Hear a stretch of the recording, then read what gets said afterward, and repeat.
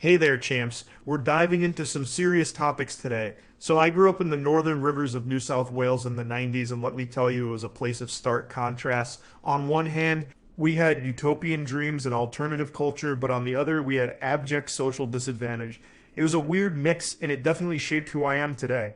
I've spent a lot of time reflecting on my coming of age in this unusual place and trying to reconcile the complexities of my past. That's why in 2014 I started taking pictures. I was fueled by nostalgia and longing, and I wanted to rebuild my history from an adult mother's perspective. See, when I was growing up there, I witnessed the devastating ramifications of addiction, poverty, and discrimination up close.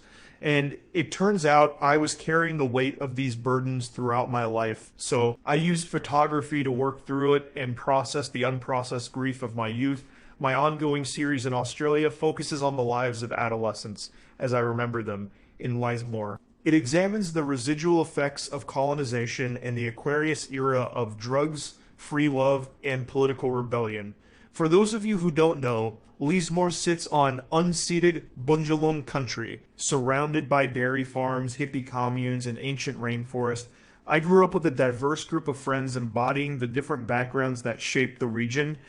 It was a mix of original Widjabul Wia-bal people, established working class residents, and newer alternative hippie communities. Our parents were part of the hippie movement that rejected the restrictions and values of middle class society in favor of peace, love, and drugs. And let me tell you, there were definitely some idyllic aspects to being raised on a commune living in nature with boundless freedom, but it wasn't always sunshine and rainbows. There was an intentional lack of structure, and our parents rebelled against the trauma of their own childhoods, leaving us unprepared for the world. Plus, with the ganja capital of Australia down the road in Nimbin, we were always on the other side of the law. Looking back, those adolescent years were characterized by freedom for which most of us were unprepared. We were just regular teenagers doing regular teenage things like smoking cigarettes, drinking alcohol, and skipping school. But there were also darker elements of domestic violence, drug use, incarceration, and death. Yet, at the same time, I remember feeling a sense of belonging, friendship, intoxicating first love, and rebelliousness. So in 2014, I started taking self-portraits and then casting people to feature in my photographs. I created scenarios that drew from my memories and took the images at dusk with sunset symbolizing the shift into newfound freedom. The landscapes were inspired by the places where my peers and I found our autonomy in the 90s.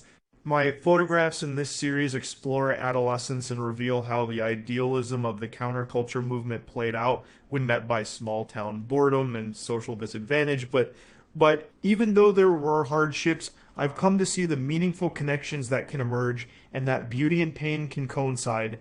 And that's about it, folks. See ya.